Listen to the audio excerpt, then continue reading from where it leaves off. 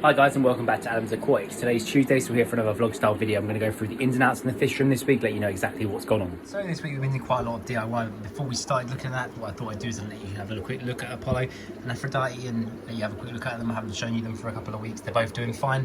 Apollo's got this weird white dot on his head, which I'm pretty sure is just a missing scale from where he's had a fight. He's fine though. He's been swimming fine. He's acting fine. There's not any issues. And as you can see, he's ready to breed. The lad is ready to breed. So we'll start here and I'll show you the gap in the rack. So what's happened here is that I've moved the two small cube tanks from here. I've cut a new shelf to put on the rack, and I've removed the two cube tanks. So the two cube tanks I've moved to the top of this rack here, which was the grow out rack. So now the two cubes are on the top.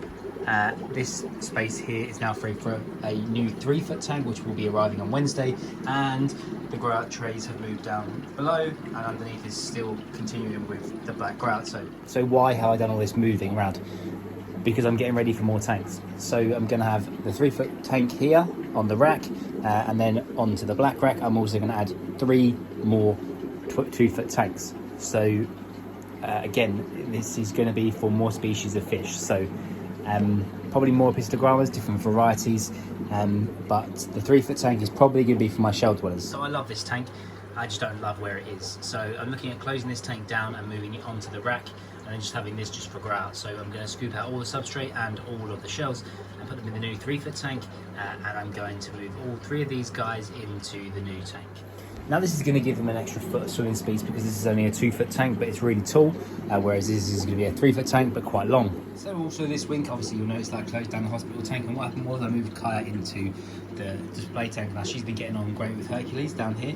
They've both been getting on really well as a pair, and actually it's really fun to watch them both interact with each other, especially considering the fact they're both completely different species from completely different areas of the world. So the Starlight Pleco now also hides here behind this filter.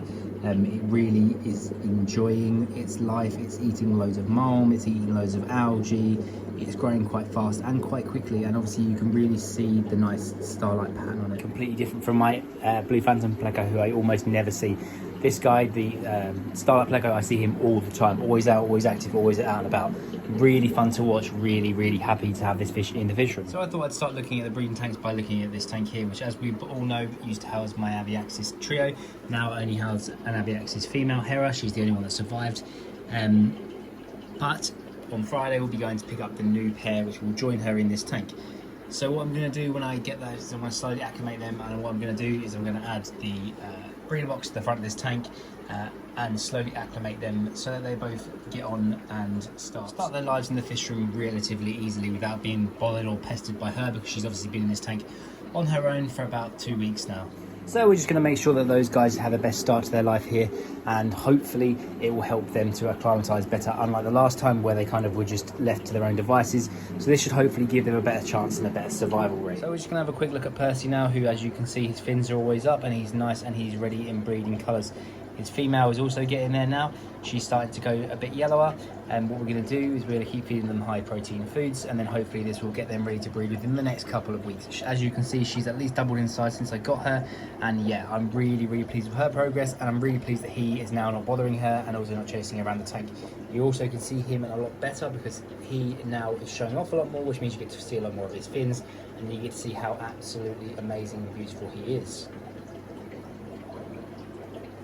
So as you may know, we had 3 females and 1 male Pistogramma cacatoides in this tank, and we had to remove one of the females because Set and this female here were not being too kind to her. The other 2 females seem to get on okay, and Set is settling in nicely with both of them. They should hopefully turn into a nice little trio. As you can see, this female here is really in breeding colour. She is dark yellow with the black stripes throughout her body. This girl here is still not particularly in the best of breeding colours, but hopefully they're going to start settling in soon and we're going to start to see some babies out of this tank. Now, as you can see, when they see each other, she starts to darken up and actually starts to go into her breeding colours. And Set, as we've always seen, has great coloration, great finish. He's really settling into being the tank boss, and he's just got to get used to. He's currently a teen, he's just got to grow into an adult, and then we should hopefully start to see some spawns from them. This tank is perfectly set up for them, perfectly set up for a trio because it's got lots and lots of hiding spaces. With all these coconut huts, and hopefully I'll start to see some fry soon, which is exactly what we're looking for from these guys. I really want to start to get some more Cacatoides fry going through this fish room, especially considering the fact that Apollo and Aphrodite have kind of started to go a bit drier and we haven't seen any spawns in a little while. Now, I'm worried about that. No, absolutely not. I'm absolutely not worried about that in the slightest. The only thing I'm really thinking about is obviously making sure that they're nice and happy, and starting to feed them a bit more live food. So I've gone a bit dry on live food recently because I was a bit concerned that it might cause some issues, but actually it's probably what I need to do in order to get them to trigger to spawn. That's what's happened the last 2 times, is I was feeding them blackworms and that's when they spawned. So when I go to the fish shop either Wednesday or Friday, I'll get some blackworms and just start feeding them. I'm going to get quite a few, and I'm going to keep feeding them blackworms probably twice a week, until eventually I start to see fry. So down here at Cyrus's tank, we've still got quite a few fry in here. We've still got about 15 fry in here with him and his female. The fry are all in that pot there. He is loving life. He's just swimming around. As long as he's fed nicely, he hasn't bothered the fry at all, and the fry are growing nice and quickly. So obviously we're doing a bit of an experiment here. We've got half the fry in here and half the fry in the grow out trays. Unfortunately, the fry in the grow out trays have either disappeared or haven't survived past the small wriggler stage. So we've actually just got these guys here now, as well as the first spawn. Now the first spawn are growing great and they're just onto frozen foods now. I'll go over and I'll show you those now. So we're on to week 3 of these guys' growth. They're starting to really look like little fish. There is about 15 to 20 of these guys left in here, down from the 30 that we had in the beginning. And they've just started to move on to this, which is frozen Daphnia, but a really small, fine frozen Daphnia that I've managed to get myself a hold of. So it's very, very fine, and these guys are really starting to gobble it up. Just trying to see if I can get you a side-on view of this guy, just so you can actually see that they're developing into little fish now. So I'm really, really happy with their growth. They're starting to really develop now nice and quickly. And hopefully within the next couple of weeks, I think we've got about another 6 weeks worth of growth out of these guys, and then they'll be at the same stage as the ones in the below tank. So let me just show you the guys in the grow tank. So here we go. These guys are a small sellable size. So obviously I don't like to sell my fish this small. So we've probably got another 4 to 5 weeks of these guys growing out. They're starting to go really fast in this grow out tray because it's got lots of volume of water, and I can feed a lot. I've been feeding them 3 to 4 times a day. I've been feeding the same frozen Daphnia that I've been feeding those guys, and I'm going to feed them bloodworms and brine shrimp, as well as a tropical mix as well. And they've been eating and growing. So hopefully in the next 4 to 6 weeks, these guys will be a really nice sellable size, and I'll be able to see their colours come through. This is about the stage when the Cacatoides fry started to really show their colours, so hopefully it will be the same thing for these guys soon.